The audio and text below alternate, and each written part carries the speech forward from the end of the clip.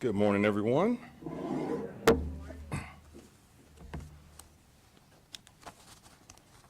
going to wait a second until we sync up with our social media.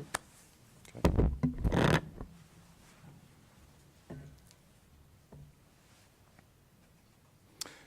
Good morning, and thank you all for being here today. The past week has seen the exit of two members of our executive team, former Communications Director Janelle Taylor and former Deputy Mayor and Chief of Policy Stephanie Owens. I want to thank both of them for their service. I am disappointed in the nature of their departures and the allegations made by Ms. Taylor in her resignation letter, and I will address the steps that we are taking going forward. First, let me say that as mayor of this city, the buck stops with me. I am responsible for this organization from the top of the org chart to the bottom. When a problem or an issue arises, it's my responsibility to address it, and I will do so. I'd like to clarify some issues. First, I do not believe that there is a pervasive, hostile work environment in our city.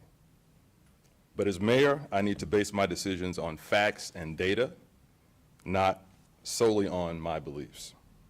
So I'm taking steps to make sure that we acquire feedback from our employees on the current workplace environment so that our employees feel more empowered to report any inappropriate behavior in the workplace.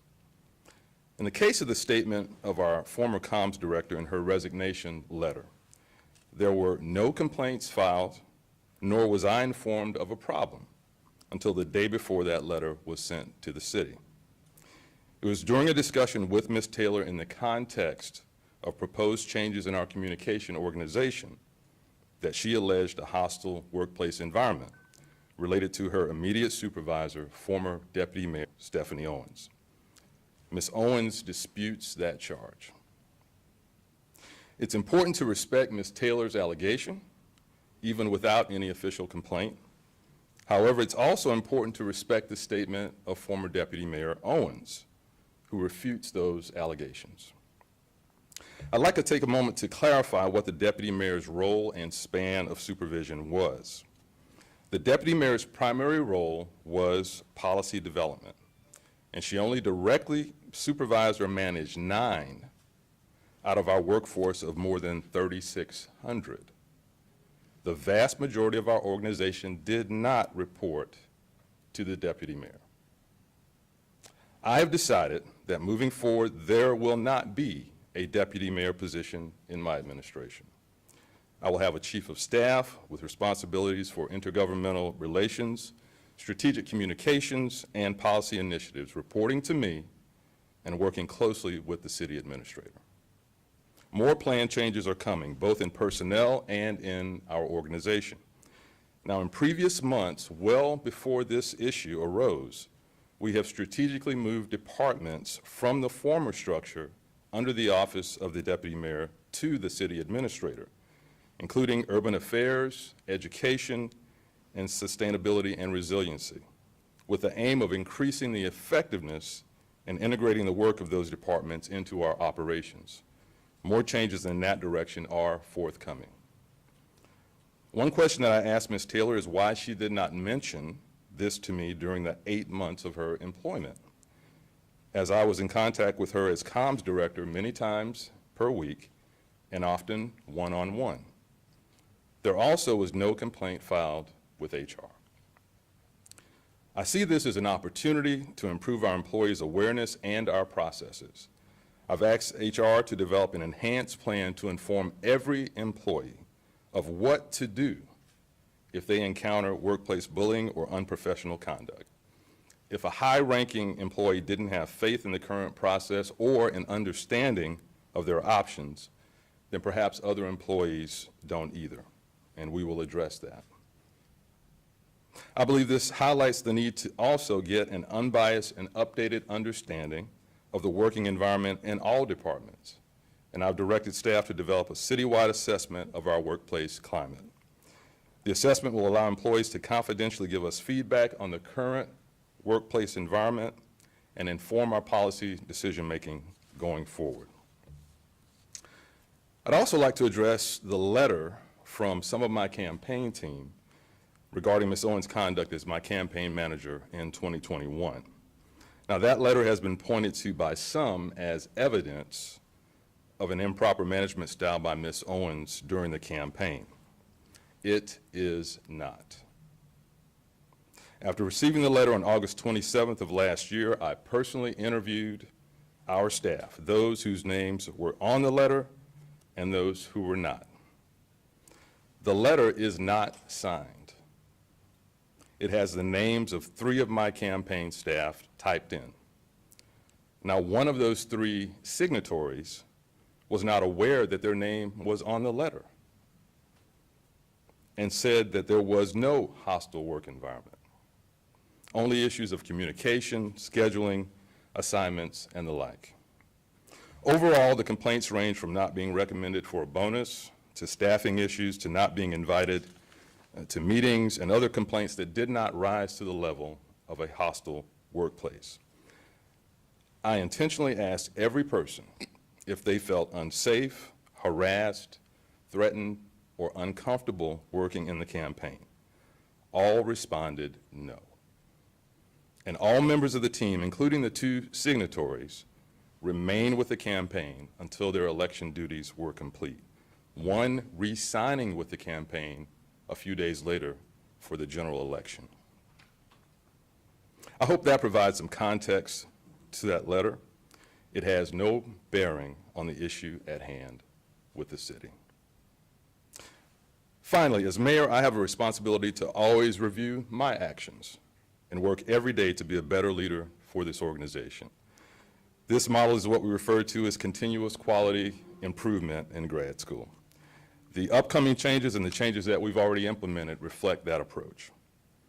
We've had many accomplishments in these first 8 months, from reissuing the historic gas plant RFP to coming to agreements with all of our unions, including police, fire, white and blue collar professional, and award-winning work in housing, just receiving 2 awards from the Florida Housing Coalition last week, and much more. But we can always improve, and that includes me as mayor. That concludes my comments. We will implement these changes and continue our work to move our city forward. Thank you. The mayor's going to take questions. He asks that you please identify yourself and the media outlet that you work for.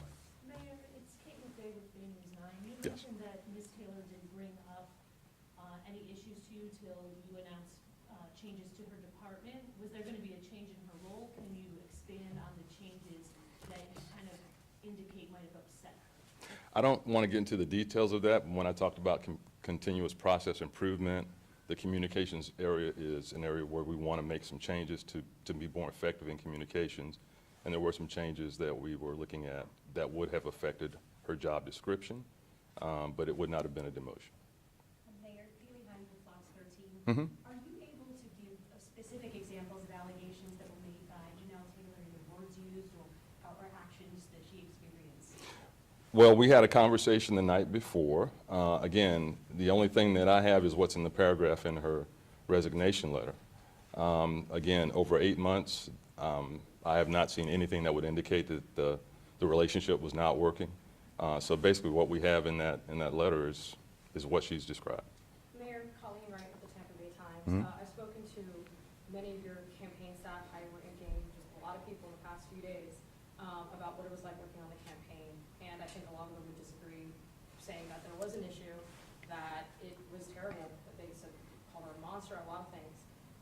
Was anything done outside of that letter, especially going into a new administration where she's now in a taxpayer-funded position? Well, I think it's unfair to call somebody a monster when they're not here to defend themselves. And secondly, have you ever worked on a campaign? That campaign was not different from many other campaigns. And again, every person on my staff remained through the end of the campaign. And I always, can I finish the question? I sat down with every person. I've got my personal notes from every conversation from the day that letter was handed to me and spoke with every person. There was a lot more than what you're representing here. And again, everyone stayed on the campaign. That letter was delivered in August after the primary. They re-signed for September, October, and November, and did a great job. I considered the matter concluded and that we dealt with it, but I didn't see anything that would rise above what you might normally see in a campaign. Could you tell me what assets she brought to the table to make her deputy mayor? Look at her resume. I'm concerned that when we ask this question about Deputy Mayor Owens, I've never heard this question asked about any other mayor's appointments. But if you look at her resume, the fact that she worked in the Obama White House, all she's done with policy, and she's the reason that we've been to the White House this year as mayor-elect, went back, had a meeting with Secretary Fudge, had two meetings with Secretary Buttigieg, meetings with FDOT and other officials.